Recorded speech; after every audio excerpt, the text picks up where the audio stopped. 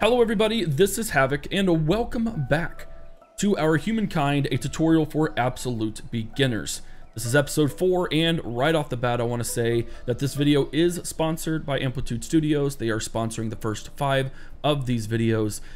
We're one more before we continue on without their amazing support. So it is appreciated. Thank you very much, Amplitude. And again, right at the beginning, if at any point you are enjoying this video, be sure to give it a thumbs up, subscribe to the channel, turn on bell notifications, and lastly, if you are on episode 4 of this, still trying to figure out the game that you haven't bought yet, you can totally do so on my Nexus Game Store account, where your purchase supports the channel. The music is fantastic in this. I really do enjoy it. Today we are going to do a little more, a continuation of the last episode, of course. But this is going to be more along the lines of really trying to build your empire. Now, one of the things, we are playing on a normal size map. So one of the things you have to consider is that, I don't know if I've ever mentioned this, but obviously these are your borders. It's fair to say, and we will keep exploring today, but it is fair to say that this is going to be a single continent. There may be a good chunk down here. There could even be some more expanse right here. But assuming that there isn't, assuming that this kind of area is all that we have, this is where we get into the idea of building multiple cities. While it is, again, beneficial to have a single city, you could crank out things super quick. The idea of a gameplay style where you have multiple things going on at once, which can be very beneficial. Crank out twice as many armies, or, you know, 2 different sets of walled cities for defense. That way, if something were to go wrong, you're not relying on, you know, a single city making everything for you. We're going to focus on 2 cities. And as I mentioned in the last episode, we are going to try and see the benefits of maybe claiming this, possibly even this section, which would leave 1, 2, 3, maybe 4 sections for the main city. We'll have to see, we'll have to test it, but that's kind of the goal today, to kind of walk through a little bit faster. There's not a whole lot of more information to give from this kind of a perspective. So we're going to kind of play, and I'm going to walk you through some of the things that we might go through. So apparently, I didn't go all the way through that. Awesome. But again, you guys have been fantastic. We will walk through all these events. So Haojing has lost a population, and calendar has been researched. So again, we knew this would happen. It said we would gain a person in 1 turn. It's more than what we could afford, so they ended up dying before the queue hit. Now, as you can see, we will gain a next population in 9 turns, because even at 0, it's technically not 0. It is a 0 and a fraction. We are building a farmer's quarter. It'll be here in the next turn. And then remember, again, we're wanting to build another farmer's quarter to get the emblematic building to go right there. However, we did just research, calendar, which does allow us to build an artisan quarter. We can extract any luxury resource from the deposit it is built on. And we now have brannery, which gives us 2 food per farmer and a farmer slot. So that means not only would we gain an additional farmer slot, but we would then be making 8 per person. So that's pretty good. That would give us a good chunk of land. And it does make sense to then try, you know, go ahead and work on these. And you'll notice when you hover over them, we get different exploitations. So not only will it exploit the luxury tile, it'll exploit any of the resources underneath it. And because our empire gets +2 stability on any district type, this is considered a district, an artisan's district. We therefore get to exploit everything on that plus some. So that would give us 1 gold, 1 money, 1 food, and 2 stability. On top of the benefits of already having a resource. So we would get 4 stability per ambergris resource and 5 science. So that means if we were to build an artisan's quarter on that, we would actually get, what, 6 stability per, which is pretty cool. It's the same that goes for this, a stone field, a salt. We would get 5 per salt. And we do have a few salts on the table. I actually did not mean to do that pun, but it actually works pretty well. So our goal is going to be to build there so we can work on our science. We do need to work on our obelisk of the gods as well, because that will be rather important. And then you can see the constructible right here, that granary, which is going to help us. We're going to do this real quick because I do emphasize pushing influence. It's going to increase that, which is going to allow us to expand just a little bit quicker. Let's go ahead and go, we'll go right this way. Shortest path. Remember that if you try crossing a river, it uses up all the resources. There's nothing else we can do. They've technically used them all. And we are going to we weren't going to ransack that. That's right, because we want to let that grow into an independent people. In constructing an emblematic quarter, you have become a builder and a creator. There is more to creating an empire than just yelling orders. So we haven't built an emblematic quarter. I don't know what he's talking about. But Hao Jing has discovered a new religion. The people of Hao Jing have converted to Zhao polytheism. We mentioned that in the last time. And we've also met the Mycenaeans. We have also researched domestication. We can now exploit horses. We have these stables, which gives you quite a big boost to food if you have horses in your empire. And then of course scout riders, which are just a little bit better than regular scouts, but they also have a much further movement. Now you've met the Mycenaeans. Let's hope relations go well. Their forts are rather formidable. Yeah, I'm not sure about that, but again, Greetings, Sovereign. Do you too believe that there is no limit to how high humanity might soar? sure. So we have officially met each other. We are hesitant. Our ideological proximity is of course going to remain high. You can see we're making our money. All the same things are here that we want. However, let's look at the Mycenaeans archetypes. They are careful, they are defensive. They tend to focus on relationships with a few chosen, and they're expansionists, which means they get a discount to attaching outposts and absorbing cities.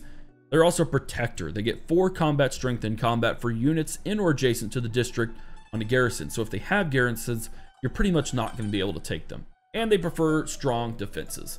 I'm not going to worry about them right now because we actually don't have the means to take them on or to even trade with them or anything of that nature. So we can see that the hairpins, which now show up, they didn't before, they're way down here. So that goes to show me that there is some room for expansion, something we might consider and try and push, because again, you can build outposts all day long and claim the territory. They are the ones that have to push that to the point where they ransack it or anything of that nature. So if we wanted to claim a territory, we can see that it would take, I do believe, 30. And again, it pops up here. It pops up with your most ideal situation. I don't want to go here. I thought I did, but I really do not, because that doesn't leave a lot of room to grow. But we are going to explore this way. I'm actually going to stop right here. Too late for me. And we are going to explore this area right here to see just how bountiful it is. Of course, it's going to tell me that yes, that's the best spot, but that's just what it thinks. There is no guarantee on that until we look at it and make sure. So that's what I want to do. I always want to make sure everything goes good. We are going to kill the woolly mammoth. I'm going to instantly resolve it because you guys are experts at that by now, and I'm really, really proud of you. What do we have now? We have an event, the pecking of poultry. This is the art of divination, spreads across the empire. Priests search for messages, gods, and animal entrails, yada yada, blah blah blah. You can read this if you want. No doubt if you're already playing, you have seen this. So we have 3 options. We can embrace, which moves towards collectivism. We look over here. That means it boosts our industry if we were to do that. And we would get +10 stability, which is not something we really need right now whatsoever. We could go forbid, in which case we would move towards tradition, which emphasizes faith, and we would get 25% faith for 10 turns under the fanatical trait. Religious zeal for the one true faith is consuming the city. Or we can reason. We must use logic and experimentation. We would move the axis towards progress, which is, you know, that's my favorite thing to do. Not to mention we would get 5 science for 10 turns. Absolutely.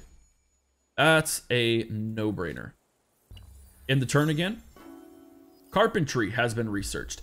Carpentry is unique, and this is another very interesting technology that I know several people have told me already that they don't use. So when you research carpentry, you can clear forests. The natural world might be poorer for it, but the bounties of the forest are an immediate boon for industry.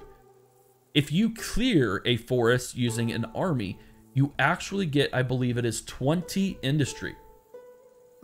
Why would you do this? Why, you say?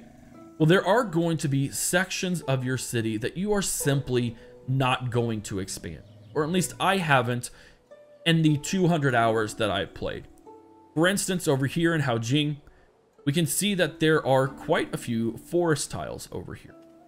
I am never going to, even if I do right here, I'm never going to be able to exploit those tiles. By that, I mean I'm never going to build anything on it. I'm never going to be able to do anything with it. So it'll be the same, well, we started right here. So the likelihood of me getting to this forest right here is slim to none. You will have densely packed forests will give you industry. So that is a big boost. If we are making 40 industry per turn, knocking down a forest that gives you 20 industry is basically an essential extra half turn, which is something to consider. That would be very beneficial. All right, so we built our farmer's quarter, and you see we're in the negative because we've already generated a unit, but we have this extra slot, right? So let's drag and drop. We're going to lose 6 industry, which is unfortunate, but that is going to keep us alive. Now it's slow, certainly is not a quick way to level up, but we can't build there because there's a hostile army, but we'll get to that in just a second. That's only going to be a single turn. What we could do instead is, oh goodness, you know what? Let's go with the Grand. Silly deer, wrecking my plans, making me look like an idiot. All right, we have a few things we need to do before we end this turn. For one, I have something here that should please us both. So they are suggesting a trade luxuries pact. If we were to do that, obviously we could trade any luxury deposits. Yes, you have my attention. A little delayed there, good sir. What we could do is we could accept it straight away. We could counter saying, hey, I'll do it, but you're going to need to give me 5 money. Or we could just straight up refuse it. We are going to accept, although I do believe a refusal would give us a good crisis. I'm not going to refuse the Mycenaeans. The reason why is that I don't want to fight their emblematic unit. Plain and simple. They have a heavy armored infantry unit.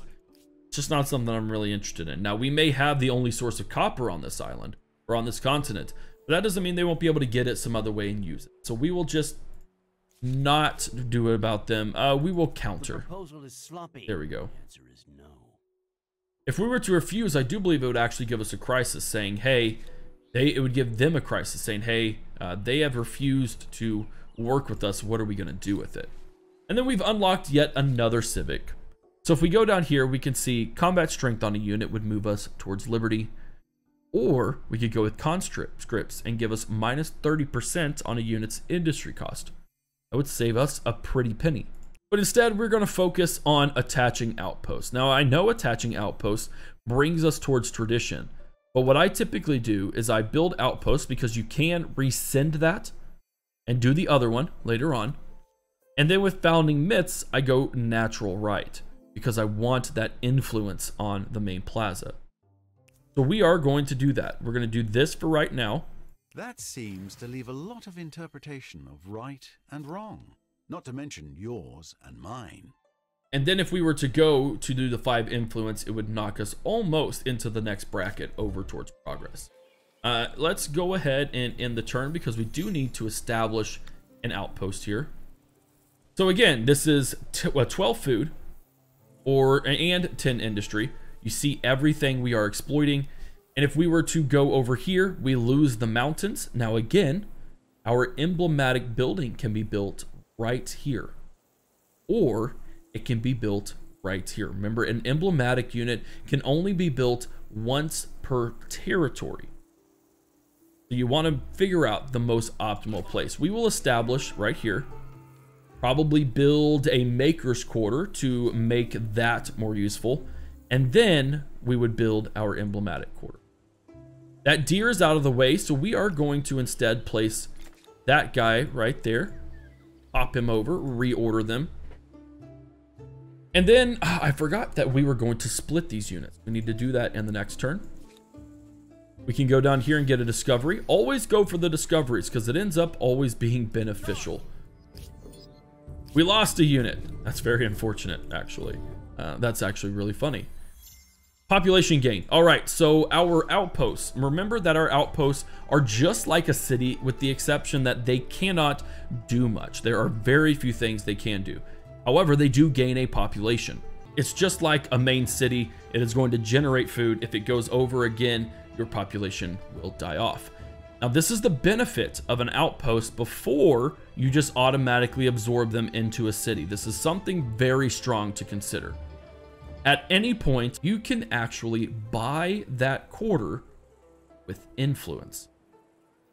So right now, we could buy out this marble, get 1 industry per worker and 4 stability per marble with just influence. Not only that, because we have a trade agreement with the Harapans, they've automatically bought that and we've gotten 30 buckaroonies for it. And so it would be the same if we were to research bronze working, we could then absorb copper. This is a way to not have to build the actual quarter, or you would have to, if you weren't able to buy it out with something like gold. Typically, influence is going to be generated more than gold will, or money, whatever you want to call it. And so it's going to be sometimes easier to be able to build from an outpost before you go in and absorb the city. But you can see right here, for 21, we can build a horse ranch. And now, if we went over to our city, we could build scout riders. The other benefit to outposts, if we will look in the future, certain cultures will be able to use the outpost to their advantage in a lot of ways. Like the Huns, they can build their Hunnic horde using an outpost using influence. It's one of the problems that I have with them, actually, because it is rather simple to do and cheap. Team are looking into it, but regardless, that's one of the ways that you can use an outpost. Now, if this was connected to the coastline, this one is not. If it was, and we had the ability to build a harbor, we could build a harbor. There's lots of things that you can do, and you can also just relocate it anywhere you wanted to. Now, this isn't going to be very beneficial unless you were to find a much better spot. This is our best spot, so we're not going to worry about it. And then, of course, if we hovered over the outposts here, we could see if we could make another city for 160 influence. That's a good long ways away. And I did finally remember to switch out the units. See what I mean? We get influence and everything good and positive about the world. Nice. More science and more knowledge. That is just helping us push our progress of our technology just further and further. Now we want to go down south here. Just explore and see if we can't maybe cut off the Harapans, right? Because we can still totally do that. I can establish something here for 45 and cut off the expansion of the Mycenaeans. Now, they may not like that. What else are they going to do? Let's go for it. These are the things that you need to be thinking about. Expansion in the Neolithic and expansion in the ancient era are going to be very, very important because they grab land. The AI grabs land like nobody's business. So in the meantime, you can focus on your influence production, which will allow you to then get more and more outposts. Irrigation has been researched, which will give us 2 food on a river and 15 stability when we build the public fountain constructible. We've also reached our first error star. We researched 4 different technologies, which gives us that good error star. And we are still ahead of the entire game.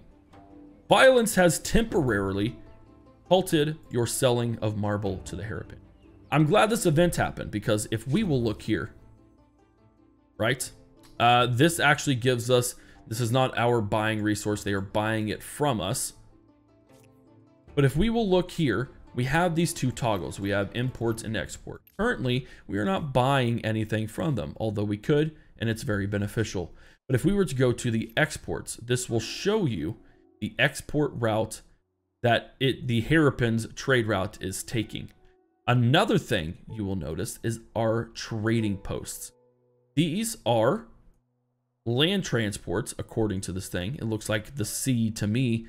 This are essentially points of contention where you could hover over and camp out and ruin trade. This is similar to something that happens in, I don't know, I think Total War, in several of the Total War games. If you halt your units over a trade route, you can actually prevent that trade from happening. It's the same thing here. And the bad thing about it is that if your resources or your enemies, or excuse me, your trading partner gets cut off from that, they lose the ability, that any stability or food or anything that the resource is generating. You also lose out on the money from it, which is extremely unfortunate, but it also flips. If you are heavily reliant on another nation's luxury resources, which is going to be giving you stability left and right, then if something were to happen to those trade routes, or if something was to happen to that other civilization, you're going to lose a good amount of stability, because resources all have that. It happened in a game that I played just a couple of days ago, just a quick little playthrough. I was a trader through and through. I did several. I basically bought everything I could. And then someone came in and started pillaging them left and right, went to war with my largest trade partner. And I went from having a lot of money and a lot of stability to all of a sudden I was hemorrhaging stability because I was so dependent on all those resources, and there's nothing that I could have done. If we look over here, we have our aesthete, and then we also have the cultural blitz. Immediately bring back one of your empire's territories into a sphere of influence, and we get 30 buckaroonies. So if we look, this isn't even an option. So we can see that we are being influenced here and here. We are being influenced here. There we go. It just wasn't popping up. So we culturally blitzed this area, which was getting us back on track. It's just a big cultural drop, so that way you can focus on your own empires. Now, influence is something we really have to focus on. Hence why I built that influence over there. 2 more turns until the farmer's market, and we'll get to that emblematic unit as well. All right, next up, what we got to do is this is a very good territory to take on. And on top of that, it is telling us to go in an area where we would have to just put our emblematic units into there. So while some people, I know several people in fact have said that Humankind kind of holds your hand with regard to where to place settlements or where to place the most advantageous of your buildings, I'd have to disagree. While it is a little bit of hand holding, for the most part, you'll start looking around and you'll start seeing, oh, wow. Oh, that's a good spot. Look at all those mountains. Oh, look, it's going to do everything here. So I've got good food. I've got rivers. If I looked over here and it was a stony field or a forest, awesome. That's going to be real good for anything involving mountains. Yes, it will hold your hand, but it will come to a point, I think, where you will just simply be able to be like, oh, that's a good spot, without needing the game to tell you that's a good spot. We have no more technology researched. And if we look down here, we could build the wheel, which would give us our Zhongqi, which is something we could build because we do also have access to copper, but we kind of need copper first. But the wheel allows automatic roads between our cities and our outposts. This would mean that we would basically just be able to travel quicker. That's not really so necessary right now. I feel like that is beneficial for sure, but we'll go with bronze working first so we can then get the wheel. Now, in order to get bronze working, you'll notice that line goes to city defense, which is only going to take a turn, but it will give us a garrison, which is a district that gives us stability and district fortification. Gives us walls, which is a big thing. Now, one thing with walls is that you don't want to build them too early because they will only go around any districts that you have built when the walls were created. That means if you build it too soon, your walls aren't going to encompass much space and your units are not going to be able to take advantage of those fortifications. So it's worthwhile to kind of hang back, build up some of your districts before you go and get a palisades. And then of course it gives us a warrior. We move on to bronze working and it gives us all sorts of good things. Again, I build more for these constructibles, but at some point we are going to have to worry about it. All right, the cultural conversion has started, no doubt in the same area where we just started messing with stuff, indeed, but I think it'll come to a head pretty quickly and non-violently as well, which is pretty important. You have discovered the breathtaking Barrison's Mountain. We're gonna move there, and then let's get you guys here.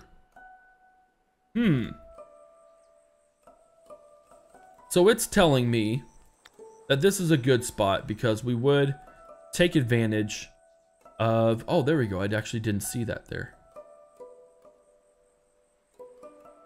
That is going to be the best spot. I didn't notice that this was food down here. That's actually quite a bit of food. Yeah, let's go ahead and found the outpost. Trying to went to the sphere of influence the Mycenaeans in 5 turns. That's pretty standard. I'm not terribly concerned whatsoever. And plus, we were able to nab 2 luxury resources, which can never be a problem. World deed has been locked. Someone's discovered the How Long Bay. City defenses have been researched. So we are trudging, excuse me, right along. What does it take to get a city? 160. We are going to have to wait because I want to try and claim as much territory as humanly possible before it gets all gobbled up. Now remember that these unknown strategic resources, we don't know what mystery is here because we don't have the technology for it. And we are still trudging along here as well. Not quite as fast as I had hoped, but that's okay. But you also know what? You can buy stuff out with food or with gold. So let's do that. We have more than enough money to do it. There we go. That gives us a little wiggle room there. And then, looky there. We would be able to get 11 science and plus 10 from our districts at the cost of just a little bit of food. Sounds great. And then what we're going to do is I am going to queue up several of these resources because they are just a little too valuable to just keep laying around. It is going to boost other things for us, so I don't have any issues with doing it. Let's go ahead and move down here after the end turn. Now we're going to move down here to continue exploring. We did get a notification that cultural conversion has started. Shala will be under the sphere of the Mycenaeans in a few turns. That's okay. Once we connect this stuff, it will make a lot more sense and it'll really start going. All right, so it's been a few turns. I fast forward to the future a bit because I will tell you, nothing happened outside of a little bit of research and a little bit of exploration. We are going to push things that I wouldn't normally necessarily push for the sake of this tutorial. And we have here our first grievance that we are going to generate. So for one, I'm going to gather this little discovery real quick. Give us 40 gold. We're going to come back here. I really want this section. I want it. It gives me access to the coast. It's got a black soil and dry grass, which is a fantastic place to exploit. It's got a few mountains. It's got everything that I want. But the hairpins have it. We're going to ransack. Now, when we ransack something, we basically say, hey, I'm going to take however many turns it takes to burn this thing to the ground. In this case, it'll take 3 turns to do so. But if we do that, we'll also get 43 gold. And it will generate a grievance. We're going to try and push that a little. It gets better. We have our first independent people. So as I mentioned, if we let sanctuaries grow just a little too much, then what happens if left untouched is that they grow into independent peoples. Now, I had hoped it would happen down here and not all the way over here, even though I think... No, there's definitely a territory split here. This is unfortunate because I really wanted to capture this section, but we're going to roll with it. So we can see here that your independent peoples are just that, but we can have some influence over them. So right now, the Mycenaeans, they are brand new. They have a population of maximum of 4. They have a fortification rating. They have a district rating, and they have a lifespan. They rise and fall as your empire traverses the ages. So right now they're set to remain for another 21 turns, unless someone does something with them or unless another event happens, I do believe. Now, just like the AI in diplomacy, these guys have their own personality, which we have to take into consideration. For one, violent. The armies of this people are violent and they will attack on sight. We want to stay away unless we want to conquer them. And zenith, these people have a city. You have to have a city before you can establish something like this. Their orientations are on individualism and homeland, which means they have that affinity all the way across. And their global proximity is still kinship, though. It is always going to be the highest, maxed out as the Zhao, which is our benefit. But they still don't like me. Now, when we get closer to them, we will be able to patronage them. That means when we expend some influence and or money, we will be able to influence them to the point where eventually they won't attack us. Eventually we can trade any resources, and then eventually we can actually assimilate them as an actual city. So we are going to work on that. We're going to try and get over to them to kind of meet. And we will lastly for this turn go right here. Salda Melik has 13 food, 10 industry, 0 money, and 3 science. Mazalai has 10 food, 12 industry. So overall, this guy is going to be better because it's going to allow us to have more food right from the start, but we are going to integrate Mazalai rather quickly. So if we build another city, there we go. We have all the same resources at hand that we did before. You can see here that we have the same, well, not the same number of starting pops, but we have all the same things. We are going to go with an expert policy, which it mimics from our previous city, which is super duper helpful. And then we have to figure out again what we want to do right off the bat. It is not going to give suggestions on what to do. In the typical fashion, I'm going to push my potteries workshop. That way it boosts my influence, and then it also starts influencing back and pushing the Mycenaeans back from their cultural push. After that, we are going to build the emblematic quarter, because all right off the bat, actually, we're not going to do that. We are going to do a maker's quarter, because it will benefit from the city or from the mountains as well as the quarter it is in. And from there, we will build here and make that big exploit from these 3 mountains and get really far ahead. And if we wanted to, again, this is not a bad philosophy, a bad strategy to do. I did not want to spend 5 turns making this pottery workshop. That's 5 turns. We aren't going towards our maker's quarter. It's 5 turns behind that we make for the Confucian school. But I'm making enough money where I could buy that right out. And now it is working on the maker's quarter. And then we will be able to go right there just a little bit quicker. I will not dog anyone for trying to buy stuff out constantly, because it does end up really being helpful. Population gained. We have another gain of population in one of these outposts. We have discovered Chihuahuan. The Hairpins, excuse me, have discovered another natural wonder. And then we need to continue to move to these independent peoples, assuming we can climb that. Very nice. We finally discovered this area as well. So we are starting to see the shape of everything we have to deal with, or everything that we have in our little continent. Right now, we cannot explore. Exploration with your armies does not happen until, I do believe, trade expeditions with a transport gallery.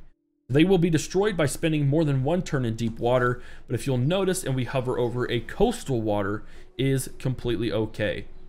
And something to think about as well is that when we get to ports and things of that nature, having a lot of coastal water is always going to be a fantastic thing. So if you ever see a territory that has a lot of coastal water in it, such as this one or this whole section, this whole chunk right here, totally grab it, because if you use harbors correctly, you can actually get a ton of benefit out of them.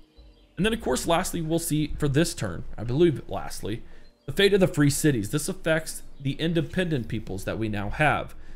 So one of the things we can also do is we can take some mercenary armies. We can literally hire their troops for 20 turns at a rather cheap cost, mind you, to fight for us however we want them to fight. Or if we assimilate, we can reduce the cost of how much it takes to assimilate them by going this way. I do want to attach a few things, so we can see here that Fringao is able to take on another. Obviously at 83%, it's not fantastic, but it's not terrible. So we have to look, do we want Mazalai or do we want Corniforus? Now Corniforus is already well on its way, once it's able to be attached, to building the emblematic quarter once we get there. So it would be a good idea to attach this. So we will. We take on everyone. And then what we are going to do, we are going to say, hey, look at that. 26 science. How much are we making in science right now? We're only making 41. So this will increase it by around 50%. That's why these things are important. And this will stack in future eras. We'll have a grand old time. And then once that is done building, we'd be able to build another science over here, because again, it is limited to 1 per territory, not per city. So we can have an emblematic building here, emblematic building here, and an emblematic building here if we so chose. It's the same for here. An emblematic building, an emblematic building. A new grievance available. Fantastic. It worked. The attitude has changed with the hairpins as well. So we did end up almost sacking it. What's the crisis? Oppressing the faithful. Perfect. I enjoy this. So if we will, this is a crisis. I didn't explain a crisis in the last episode because we didn't have one. So a crisis is a grievance. When a grievance occurs, it is something that either party feels isn't right. In our case, oppressing the faithful, the hairpins are preventing the faithful of Electra from practicing their faith freely. We can make a demand of giving us that territory. The grievance will expire in 10 turns. So if we didn't do anything, if we didn't demand or renounce this, it would sit here for 10 turns before going away. But our religion is pushing them so hard, and our culture, that we are saying, hey, those are my people. Give it to me. We are going to demand, because this will bring up some other things as well. We can see right here, we are gaining 1 or 5 per turn from 1 grievance triggered. We haven't even done anything with it, and we already get 5. So if we demand it, okay, we can meet these demands. They met the demands. So they gave us, Thank you. they gave us that territory. However, things are starting to change a little. We still have that grievance triggered, but they now have a grievance, not necessarily a grievance, but their war support increased because they accepted the command. I know you feels like it should be the opposite way, but it's not going to be, because they accepted the demand. Their people are now like, whoa, maybe these guys aren't so kosher after all. And that reflects in the attitude. They are now suspicious. You don't seem trustworthy to them, but they're not openly hostile. We follow different religions now, so that is a deteriorating trust. We have made demands on them, that deteriorates it further. They are jealous of our resources. We have more resources than they do, I guess, or at least the ones that we have are more fortunate. But our ideological proximity is high, and we propose a treaty, so they're still not completely hate-filled towards us. But it's still something we need to keep our minds on, and it's something we should probably, well, for one, we'll stop the ransack. But for two, we're probably going to have to start working on our military.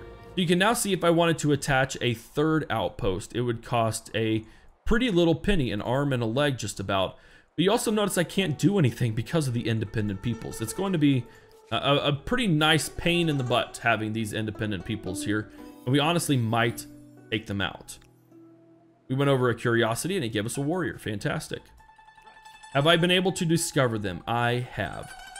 And we can see we're not the only people that are influencing them. The Mycenians are distrustful, or the Metinians are distrustful of the Mycenians, but they are getting +2 a relationship boost every single turn. We can see if we scoot over to make it a little more appealing UI-wise, that we can praise them, in which case our patronage level would increase. This will give you more bonuses with each threshold. We did that, you'll see a +2 ticker per turn. We could influence them again, with 28 praise, and it would give us 4. Or we can give them 10 money, which would then increase to 28 the next time. Now we are going at +4. They are going at +2. So we would be able to assimilate quicker if we didn't do anything else.